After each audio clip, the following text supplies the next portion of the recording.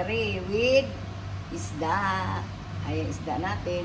Yung ating sitaw at saka pichay, talong, at saka mani, at saka yung ating sibuyas, saka puso, o ating water. Mantika pala si mapakukin, makalimutin water. Lagi si water. Ayan yung ating isda. Dahan-dahan lang natin lagay. Kasi baka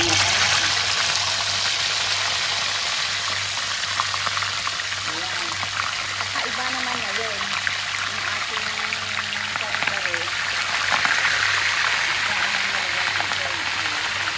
Kasi mga pakutin, hindi ko napapakita kung paano ipakulo yung mga gulay. Papakulo ang gulay para mamaya. Pag naluto ng isda, ibabaw na lang natin. Ayan. Kung papakita na rin natin. Baka sabihin naman hindi masirap na tayong pagluluto. Yung ating kare-kare isda. O, tingnan mo yun. Testing yung ating isda. O, pinapakutin ka lang yung spoils ng luto. Nagluto na ng kare-kare isda. Ayan, sarap ng ating kapag pinanggal ko yung ating isda. Maganda. Tapos place natin. Kailan na mamaya yung ating kare-kare isda. Tapos ito yung ating gulay. Pinakuluan na ni mapakutin yung ating gulay. Hindi ko na pinakita kasi pag isa-isa ko pa, ayan, pero tulo na, andyan na lahat. Ayan, tatanggalin ko na lang mamaya, inilagay na sa ating isda. Daga, kung ihawak mo ang aking GoPro ko na, ayan yung cellphone nila. Kasi babalik pa rin ko lang yung isda. Luan, hihay, bilisan mo. Hindi ko mabaliktad yung isda, baka bumaliktad yung oil ko. Ayan, nag-assistant ako. Yung may love, ayan. Yung ating kare-kare isda, Mapa Cooking, like and subscribe kay Mapa Cooking. Sabayan yan, may ulam din tayo ng adobo. Pero naka-vlog yan, pang adobo naman kay Mapa Cooking. Ito yung aking adobo. Nagmamantika talaga yung adobo ni Mapa Cooking. Magigisa na si Mapa Cooking mamaya pag naluto na yung ating isda. Thank you for watching. Okay na. Magigisa na tayo ng ating pang kare-kare. Konting oil lang siguro. Ayan, ganyan, nakakonto. Ayan yung ating bawang. Ganyan na magluto ng ating kare-kare. Hindi naman kailangan talagang kakaibang ulam ni Mapa Cooking ngayon. Isdang kare-kare. Fish naman tayo ngayon.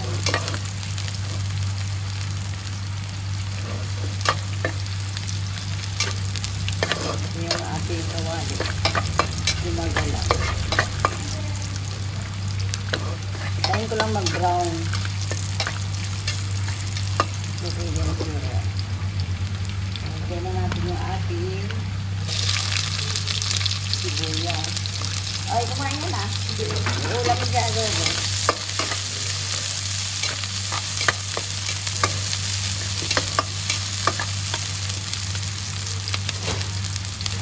Lagyan natin ang mani. Yung mani, ginagawa ko. Ginigisa ko yung mani. O, yan. 1/4 lang yung siguro yung mani na yan.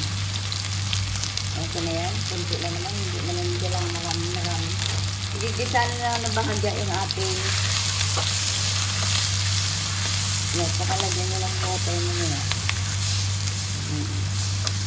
Lagyan ko ng water. Kakaiba, no? Yung Mapa Cooking ka lang first na kare-kare yung isda.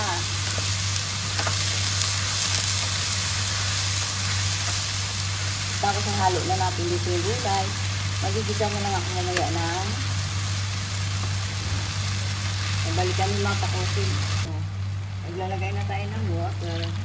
Pampalakot talaga yung ating sabaw. Isabaw natin mga 2 baso lang siguro. Okay na yan. 2 baso ng water.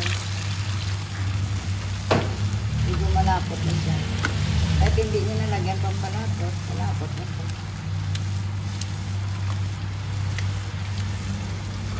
Pero ako nilagyan ko na isang slice na kalabasa. Hindi ko na napakita yung kalabasa. Nilagyan ko para lumapot talaga. Hindi na ako kasi gagamit ng bigas. Yung iba kasi cornstarch. Ako nilagyan ko na isang slice na kalabasa. Para yung lapot niya.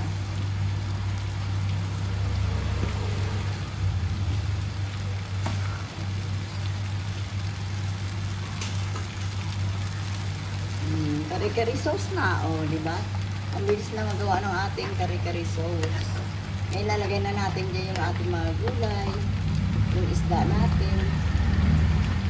Ayan. Titikman niya ni Mapa ko kung masarap yung ating.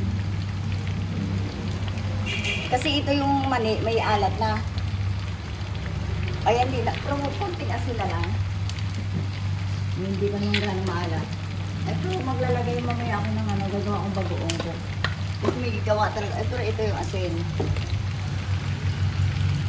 Saka yung ating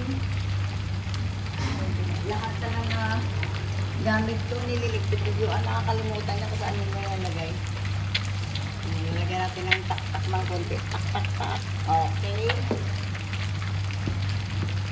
Ayan yung ating kari-kari.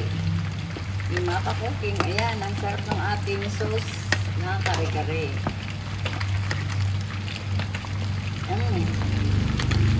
Tama yung lasa. Okay na. Yung ating kare-kare. Inihintay na lang ni Mapa Cooking yung isda. Okay na yan. Ihalo natin yung ating gulay. Kasi yung gulay naman natin, isama-sama na lang natin. Okay na yung gulay natin. Diba? May kalabasa akong nilagay dyan. Yung iba durog, yung iba hindi.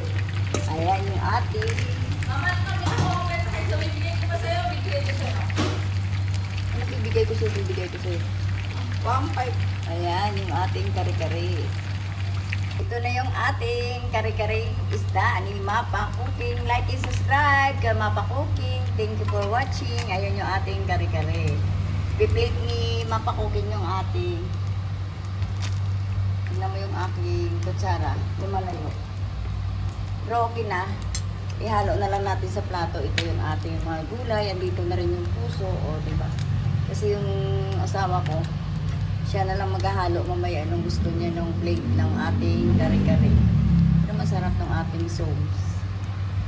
Kare-karing isda. Ito yung ating kare-kare.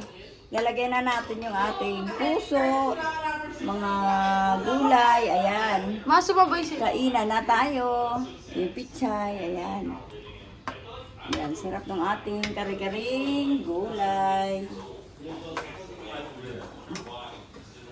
Sweetheart, kain na. Ayan, kain tayong kare-karing gulay ni Mapa Cooking.